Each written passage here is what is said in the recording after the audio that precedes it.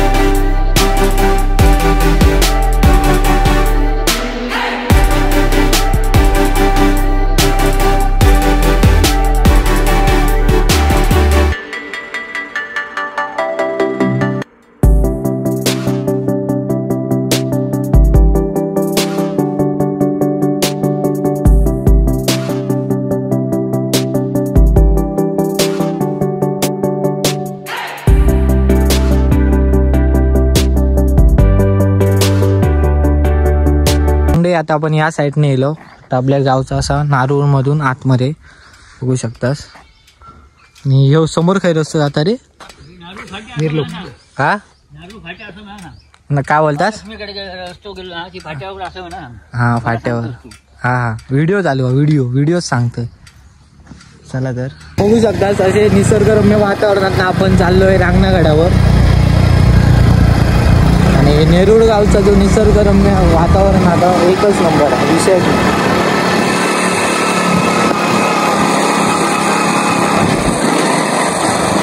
डोंगर बघा, डोंगर त्या साईड एकदम भारी वाटतं बघून. आंब्याचे कलमा बिलमा मोहर येलो हा एक नंबर.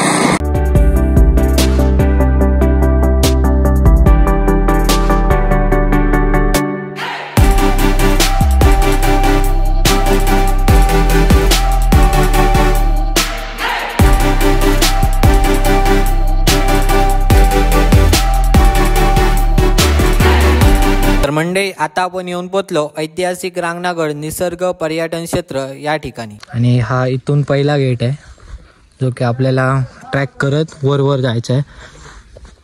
तर थोडी आधी इकडची माहिती बघा तुम्ही, जे बोर्ड लावले आहेत ते म्हणजे काय बघू शकतास. हा पूर्ण म्हणजे फॉरेस्ट एरिया हे बघा. माहिती मी ह्या करते, नंतर ती तुम्ही वाचा कशा प्रकारे काय आता. आणि आता या साईडने आपल्या पुढे जाऊचा ट्रॅक करत. चला तर मंडळी आपलं इथून ट्रॅक चालू झालेलो असा. खूप भारी असा म्हणजे फॉरेस्ट एरिया आणि निसर्गरम्य वातावरण आहे इकडचा. तर बघू शकतास आपल्यासोबत अजून 3 जण असत जे की आपल्या मागण्या चलत येतात. आणि इथे खूप माहिती वगैरे दिलं, पण इकडे कचरो करतात ना तो बघवत जात नाही. म्हणजे पार्टी बिर्टी करू घेतात ते हेच सगळे कचरो टाकतात. हे कचरा कुंडीत कचरो तुमका कमी दिसतो बघू शकतास. झाडाची वगैरे माहिती वगैरे असं सगळा काय दिलेला आहे या साईडला. तर मंडळी या ब्रिजवरून आपल्याला हळूहळू पुढे जायचं आहे. जर तुम्ही पावसाळ्याच्या सीझन मध्ये इथे आलात तर पर्यटक लोकांची इथे खूप गर्दी असते. शॉर्टकट बोलतात. आम्ही एकदा त्या साईडने गेलो होतो फिरा. चला तर ह्या साईडने जाऊया वर. ते बघा सामान घेऊन आपले चलतात पुढे जाऊया. चला. पर्यटक लोकांचा वेळ वाचावा म्हणून इथे चिरे लावून एक शॉर्टकट वाट केली आहे. तर बघू शकतास ती जी वाट आधी त्या साईडने अशी फिरत येता आणि आता ही नवीन वाट बनवली या शॉर्टकट म्हणून. ही अशी गोल फिरत येता. बघू शकता इकडे सापांची माहिती दिलेली आहे. अजून इकडे म्हणजे काय काय बिबट्या वगैरे असतात त्याची गडावर काय काय त्याचा हे सगळं थांबा फोटो काढे. हा चला हळूहळू ट्रॅक करत करत आपल्याला पुढे जायचं असं. किल्ले रांगणा उर्फ प्रसिद्ध गड सह्याद्रीच्या दारेतून दक्षिणेस पडलेल्या पण घाटमाथ्यापासून अलग झालेला डोंगरावर वसलेला ऐतिहासिक प्रसिद्ध किल्ला हा समुद्र सपाटीपासून सुमारे 679 मीटर उंचीवर आहे. भौगोलिक दृष्टीने अत्यंत कळीचे स्थान लाभलेल्या किल्ले रांगणा देश कोकण व गोवा या दोन्ही ठिकाणापासून मोजक्या ठिकाणी अंतरावर अतिशय मोक्याच्या ठिकाणी वसलेला आहे. त्यामुळे किल्ले रांगणा इतिहास काळापासून संरक्षणाच्या दृष्टीने आपले महत्व राखून आहे. गर्द वनराय, खोल दऱ्या, आल्हाददायक हवामान, निरळ शांतता व नयनरम्य दृश्य या सर्वांमुळे रांगणा किल्ला आजही दुर्गप्रेमींच्या मनात धुरळा घालतो. खुद्द गडपती छत्रपती शिवाजी महाराजांच्या आवडत्या किल्ल्यांमध्ये रांगणा गडाला महत्वाचे स्थान आहे.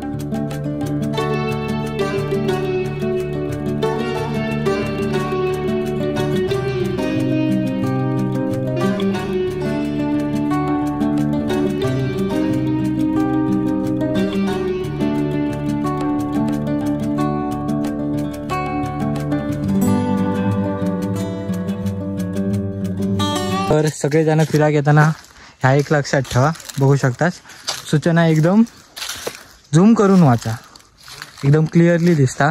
चला तर पुढे जाऊया मस्तपैकी.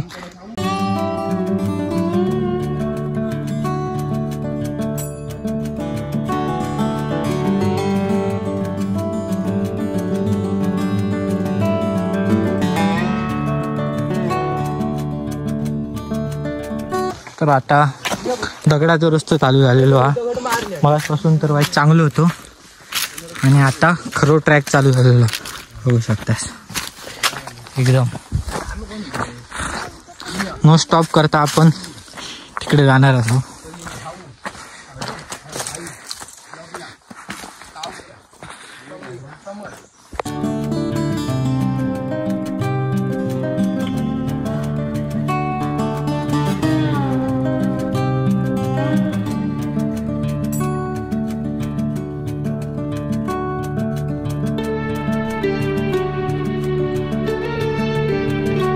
तर बघू शकता अजून एक ब्रिज लागलेला.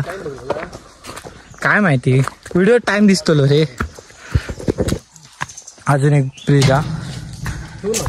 इकडे पाणी असल्यावर ना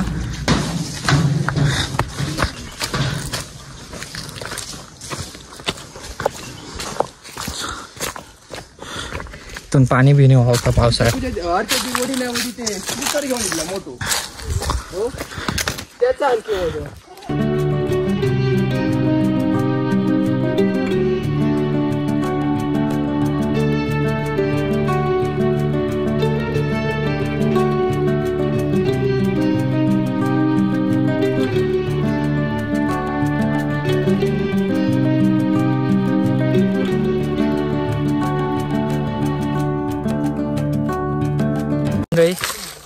आपण चढतो गड आणि अजून आम्ही अर्धो पण डोंगर नाही चढा का असं विषय झालेलो हा. आणि खूप म्हणजे आता वाजले आहेत किती 1:30 वाजले आहेत. म्हणजे दुपारचे आम्ही उन्हात गड चढतो. खूप चॅलेंजिंग हे ट्रॅक असा. तर बोला काय सुचना नाही. दगडामुळे वर खाली होऊ जाता. मागच्यांची हालत बघा बेकार झालेली आहे. खूप चॅलेंजिंग असतो ट्रॅक हा.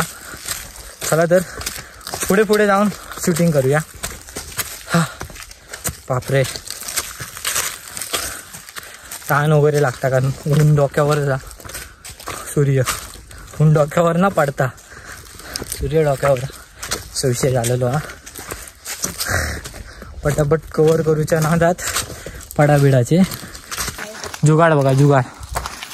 आम्ही खाण्यासाठी सामान घेतला तर याच्यात ठेवलेला डब्यात. तर बघू शकतास चॅलेंजिंग ट्रॅक.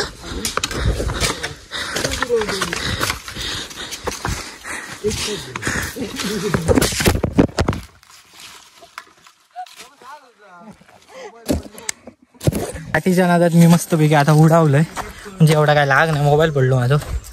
आणि आता तुमका ना त्या दृश्य दाखवते त्या बघा एक नंबर.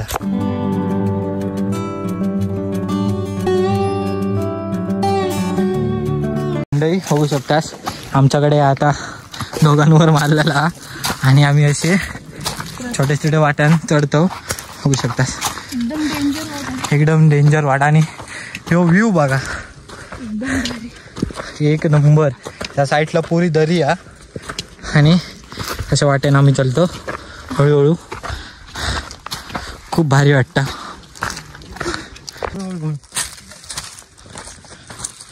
बघू शकतास एक नंबर खाली व्ह्यू आहे आणि वातावरण तर उन्हाचा.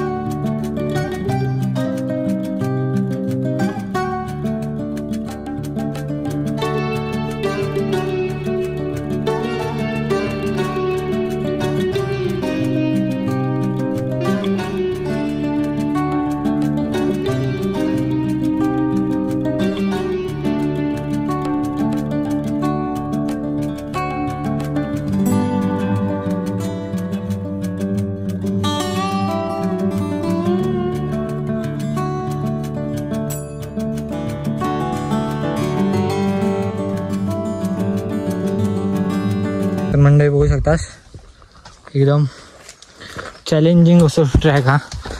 आणि उन्हाचं तर खूपच बेकार. बघू शकतास छोटे छोटे पार्ट घेतलं आहे मी. आणि कारण फुल व्हिडिओ केले तर व्हिडिओ खूप मोठं होतं मला. बघू शकतास एक नंबर व्ह्यू हा खालचो. आणि समोर असा आपल्या रांगणागड. चला तर जाऊया तिकडे. थोडीशीच वाट रवली पटापट कव्हर करूया आणि पहिला आपण गडावर जाऊया. खूप धमाक झालं खूप. बघू शकतास उन्हाचं म्हणजे कॅलरी आमचे सगळे संपलेले होते. क्षमता संपलेली आहे आमची.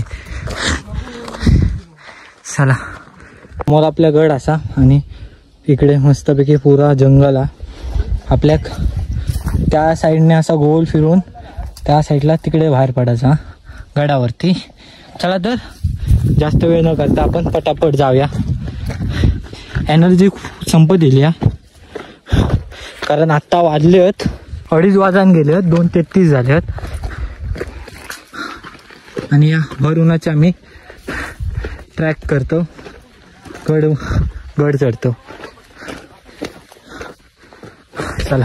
विक्रमादित्य आणि दुसरा राजा भोज यांनी कोल्हापुरात अनेक किल्ले बांधले. रांगणा हा त्यापैकीच एक. इसवी सन 1470 मध्ये मोहम्मद गवानी याने रांगणावर स्वारी केली आणि गड जिंकून घेतला. अल्लाच्या कृपेने गड ताब्यात आला. पण मर्दमुकी बरोबर भरपूर संपत्तीही खर्च करावी लागली. या त्याच्या वाक्यावरूनच आपल्याला रांगणाचे महत्व कळतं. यानंतर महामनी साम्राज्य लयास गेलं आणि त्याची 5 शकले पडली. यातील आदिलशाहीचं वर्चस्व हे रांगण्यावर प्रस्थापित झालं. छत्रपती शिवाजी महाराजांचे कोकणातील अधिकारी राहुजी पंडित यांनी आदिलशाही सरदार रुस्तमे जमान कडून हा किल्ला ताब्यात घेतला. काटत नाही हे लागतं टोचतात.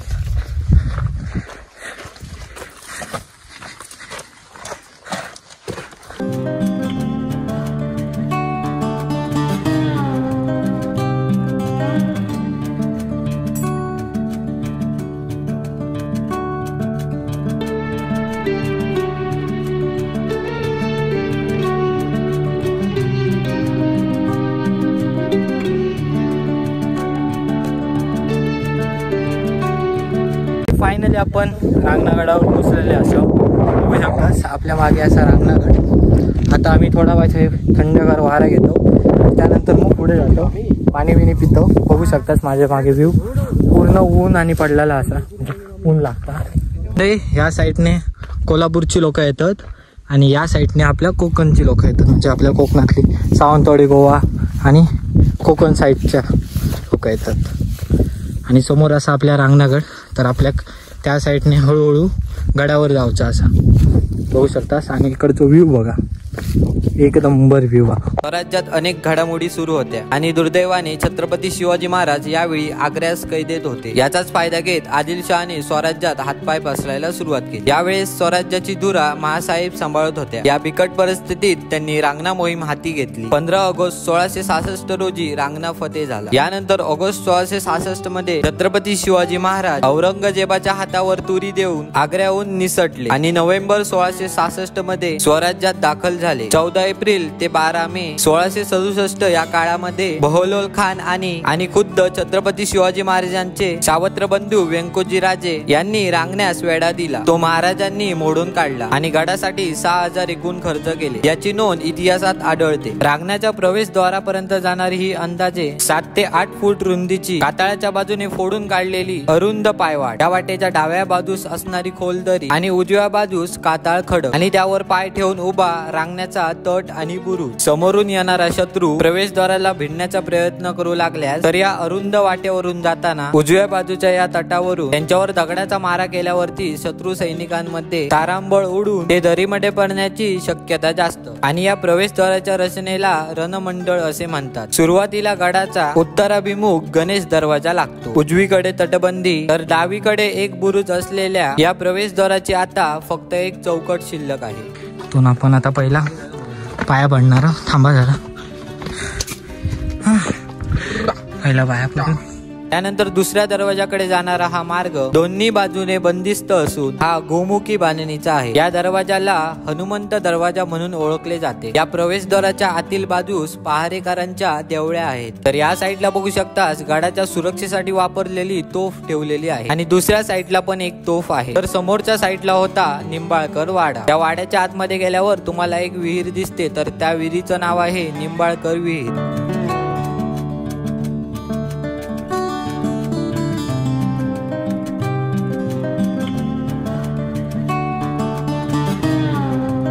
तर हा आहे गडाचा तिसरा दरवाजा. गडाची आडवी तटबंदी आणि त्यात एकामागे एक बांधलेले 2 दरवाजे दिसतात. याची बांधणी वेगळ्या पद्धतीची असून दरवाजाच्या उजव्या बाजूने वर जाण्यास पायऱ्या आहेत. वन खात्याने संवर्धन केलेल्या या दरवाजाच्या वरच्या भागात इथे उभे राहिल्यावर गडाचा नयनरम्य चहूबाजूचा निसर्ग पाहता येतो. या दरवाजाच्या आतील बाजूस दोन्ही बाजूला देवळ्या आहेत. औरंगजेब दक्कन मोहिमेसाठी आला खरा, पण रांगणा मात्र त्याला जिंकता आला नाही. छत्रपती शिवाजी महाराज, छत्रपती संभाजी महाराज यांच्यानंतर स्वराज्यात 2 गाद्या उदयास आल्या, करवीरकर आणि सातारकर. करवीरकर आणि सातारकर यांच्यात झालेल्या वारणेच्या तहानुसार रांगण्याचा ताबा हा करवीरकरांकडे देण्यात आला. पण 1708 मध्ये सातारकरांनी रांगण्याला वेढा घातला. यावेळी महाराणी ताराराणी रांगण्यावर वास्तव्यास होत्या. रामचंद्र पंतांनी त्यांना सिंधुदुर्गावर पाठवून देत पिराजी घोरपडे यांच्यासोबत रांगणा 3 महिने लढवला. ऐन पावसाळा तोंडावर आल्यामुळे सातारकरांना मात्र यावेळी माघार घ्यावी लागली. कोकण प्रांतावर कायम दबाव ठेवण्यासाठी रांगण्याचं महत्व करवीरकरांना माहित होतं. 18व्या शतकापर्यंत रांगण्याचा ताबा हा करवीरकरांकडे होता. पण 1844 मध्ये जेव्हा पहिलं बंड झालं इंग्रजांनी, तेव्हा कोल्हापुरातल्या अनेक गडांप्रमाणे रांगण्याचंही नुकसान केलं. त्यानंतर काळांतराने रांगण्यावर येणाऱ्यांची संख्या कमी झाली आणि हा दुर्गम आणि रांगणा किल्ला तेव्हापासून दुर्लक्षितच झाला.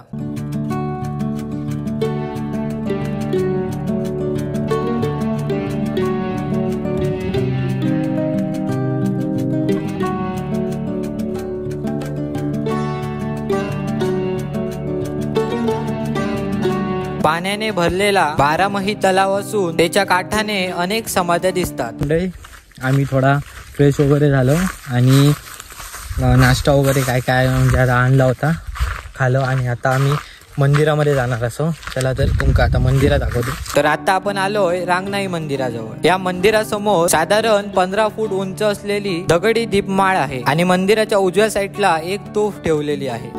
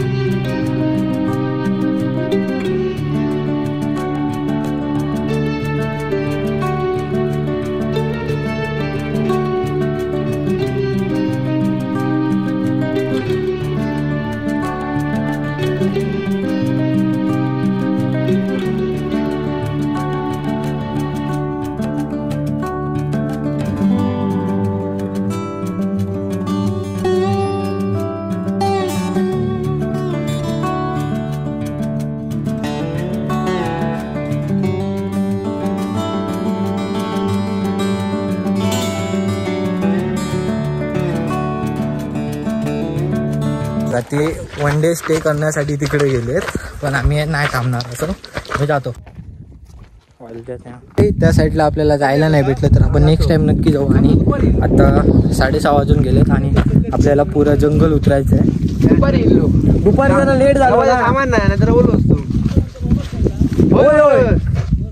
Thank you so much. त्या काकाने गॉगल आपल्या भेटलेलो हा जो पडलो होतो तो. हा नाही व्हिडिओ चालू आहे, व्हिडिओ. तर थँक्यू सो मच त्या दादांका. आपलं गॉगल भेटलेलो फायनली, पण सगळे फोटो काढून झाल्यानंतर आपल्यात गॉगल भेटलो.